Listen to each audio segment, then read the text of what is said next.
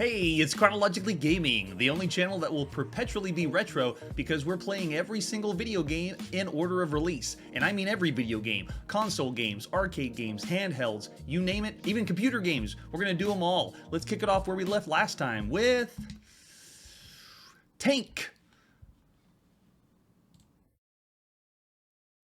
So we're in 1974. We're going back in time all the way to 1974. This is a game called Tank, another game that does not have a microprocessor. It uses transistor to transistor logic. So you have to have a simulator to play the game, which means we may not be able to check it out. We'll just take a look at the images. So here's the advertisement flyer for Tank. It is 1974. This looks like this is Atari. So this is very early Atari, but the advertisement is fantastic.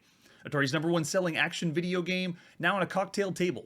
Sealed smoke Plex top. Ooh, yeah. Imagine going on a date and your boyfriend invites you to play Tank. That means you get away from the date. It's not the right guy. So, frontline action. Now your customers have the most popular video game in the industry in beautiful new cocktail table design. Cocktail table just means it's down flat instead of upright so people can have drinks. You use them in bars for the most part. And these advertisement flyers were used to advertise to the owners of the arcade or manufacturers of the arcade and not necessarily to us players that were playing the game. So they're trying to get the sell on them so they'll put it in their arcade.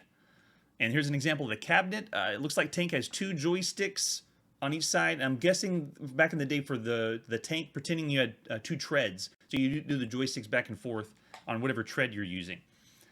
And there's our marquee. And there's an example of the screenshot. So it's a top-down view. And this is one of the early games that it's not necessarily a blip, because we've seen mostly just a dot or a pixel that represents who you play. And the Tank, the game's called Tank, but you can kind of get the idea that it's a tank. It looks like a tank rather than just a dot. Let's see if the manual helps us out with anything else. Operation and Service Manual for Tank, 1974. Oh, and it says Key Games. Don't be confused. Key Games is Atari. It's just a subsidiary, but it's pretty much the same thing. So we're dealing with Atari. Wow, is that a hand-drawn picture? I'm looking for anything about the game itself, but it looks like this is just for... Yeah, this is about how... Okay, so insert the coins immediately starts the game with one tank in the upper left, the other tank in the lower right. To move the tank forward, you push both joysticks forward.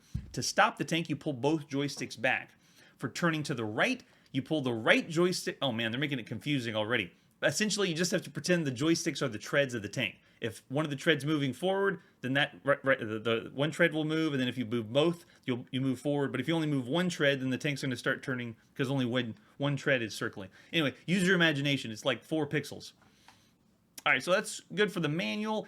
And this game is a game that will not run because we don't have the simulator, but it says play, so let's see what happens. So we're in November 5th, 1974. This is Tank in the arcade by Key Games or Atari. Oh my gosh, it loads. Well, at least a title screen. Does anything happen? Let's see. Anything? No, it's bugging out on me. So it loads a screen, but we're not able to play it because it requires a simulator that runs it all the way. So sadly, that means we got to give this one a 0 star. Sorry, Tank. It was influential, though. Very good game.